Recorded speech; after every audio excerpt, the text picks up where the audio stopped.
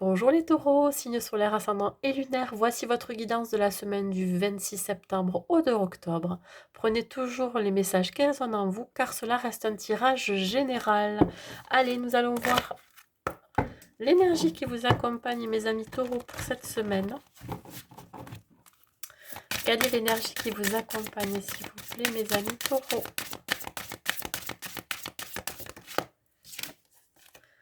On parle de la petite voix intérieure. Je pense qu'il va falloir un peu plus vous écouter. Surtout écouter cette petite voix intérieure qui vous appelle, hein, qui vous interpelle. Je dirais qu'il va falloir écouter votre enfant intérieur. Hein. Prenez le temps de l'honorer, surtout de prendre soin de cet enfant intérieur qui est en vous. Ouais. Il y a une notion aussi de fin de cycle pour certains.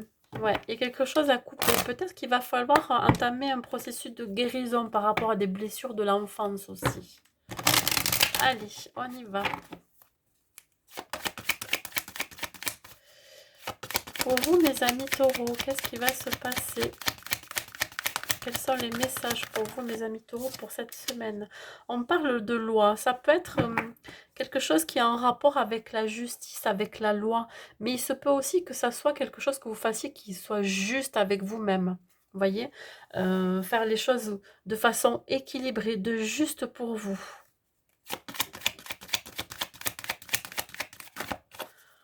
Pour les taureaux. Ouais, alors ça peut être une décision de justice en rapport avec la famille, ça peut être avec vos parents, une succession par exemple, ou alors ça peut être avec un de vos enfants, ou si vous en avez plusieurs. Il y a vraiment cette idée de, peut-être pour certaines, de passer devant le juge pour enfants, pour des gardes d'enfants, pour des pensions alimentaires.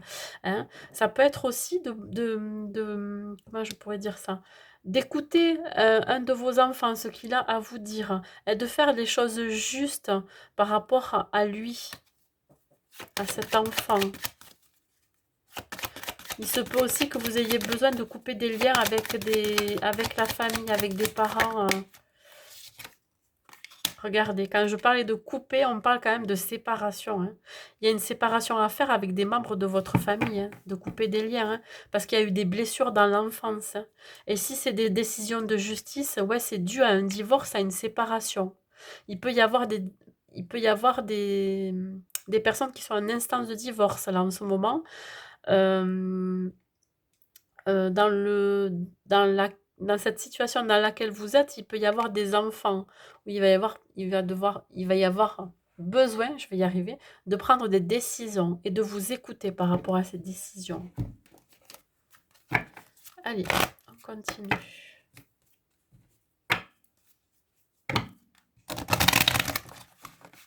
Il se peut aussi qu'il y ait des coupures de communication avec vos membres de votre famille. Euh, Pourquoi? Parce que vous avez besoin d'avoir une vie plus équilibrée et j'ai la sensation que si vous échangez avec certains membres de votre famille, ça peut vous déséquilibrer.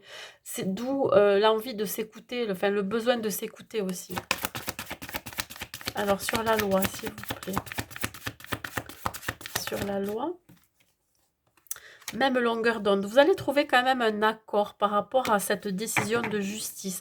Un accord avec vous-même. Quand je vous disais tout à l'heure que vous allez faire les choses qui sont justes pour vous, c'est exactement ça. D'où cette même longueur d'onde. Ouais, vous êtes sur le bon chemin. Je pense que pour certains, si vous êtes entamé un processus de guérison, on vous dit que là, c'est bon pour vous. C'est bon aussi de pouvoir un petit peu couper avec des membres de la famille. Pourquoi? Parce que ça vous permet aussi de vous rééquilibrer, d'être plus en accord avec vous-même. Dans tous les cas, même s'il y a encore ces montagnes à escalader, ces montagnes à franchir, ça pourrait être pour vous un obstacle, mais dites-vous bien que vous êtes sur le bon chemin. Le fait aussi d'entamer ce processus de divorce, c'était peut-être la bonne décision. Hein. Ouais, là vous avez besoin de couper avec tout ce qui ne vous convient plus. Hein. Vous allez peut-être pour certaines déménager, changer d'endroit. qui va vous amener vers une nouvelle direction, un nouveau départ. Et c'est quelque chose que vous allez faire avec le cœur. Il y a quand même ici une ouverture du cœur. Écoutez-vous, mes amis taureaux. L'envie de partir, ouais. Allez, on continue. Un conseil pour mes amis taureaux. Qu'est-ce que j'ai à vous dire pour vous, pour mes amis taureaux? J'en ai deux. Ben, écoutez, je les prends, c'est pas souvent. Il y a quand même la peur, là, qui est là. Je vais vous la lire. Mais il y a aussi l'harmonie.